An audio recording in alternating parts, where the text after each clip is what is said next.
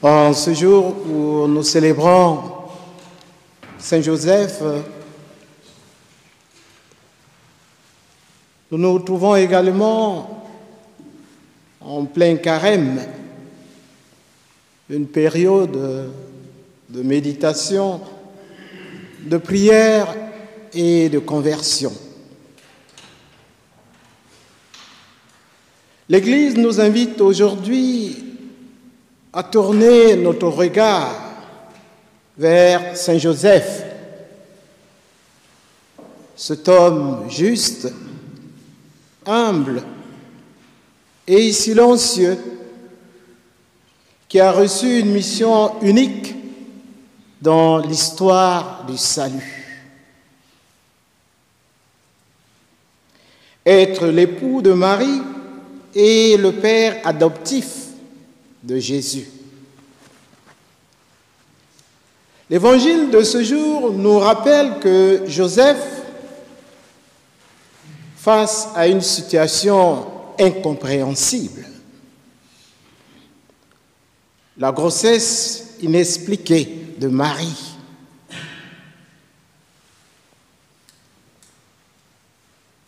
a d'abord voulu agir avec discrétion et bienveillance.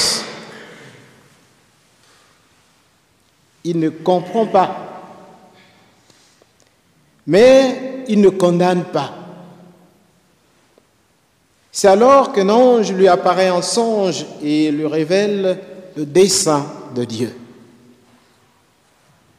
Joseph, fils de David, ne crains pas de prendre chez toi Marie, ton épouse. L'enfant qui a engendré en elle vient de l'Esprit Saint. Chers frères et sœurs, ce passage nous enseigne trois attitudes essentielles pour notre vie chrétienne, particulièrement en ce temps de carême. Premièrement, l'écoute de Dieu dans le silence. Ce qui est frappant dans l'Évangile, Joseph ne parle pas. Il agit. Il écoute Dieu dans le silence de son cœur et accueille sa volonté. Nous vivons dans un monde bruyant où il est difficile d'entendre Dieu. Le carême est un temps favorable pour retrouver le silence intérieur, écouter la parole et discerner ce que Dieu attend de nous. Deuxièmement, la confiance en Dieu. Joseph aurait pu douter, se rebeller, exiger les explications. Mais il fait confiance.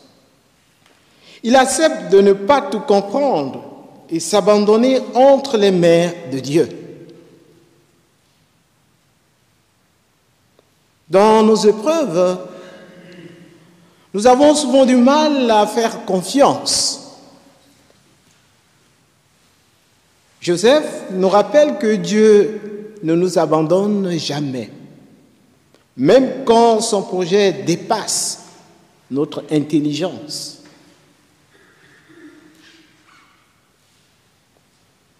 Troisièmement, l'obéissance dans l'action. L'Évangile se termine par cette phrase simple, mais profonde.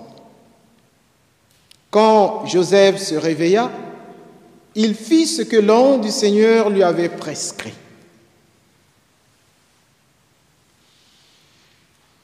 Il ne remet pas à plus tard. Il ne négocie pas. Il obéit immédiatement. Sa foi est une foi en acte. En ce temps de carême, demandons-nous, sommes-nous prêts à mettre en pratique la volonté de Dieu dans notre vie quotidienne? Frères et sœurs, Saint Joseph est un modèle de foi discrète, mais forte, de confiance dans l'épreuve, d'obéissance dans l'action. À son école, demandons la grâce d'un cœur disponible à Dieu, afin que nous aussi, nous puissions accomplir sa volonté avec amour et humilité. Saint Joseph, gardien de l'Église et de nos familles, priez pour nous. Amen.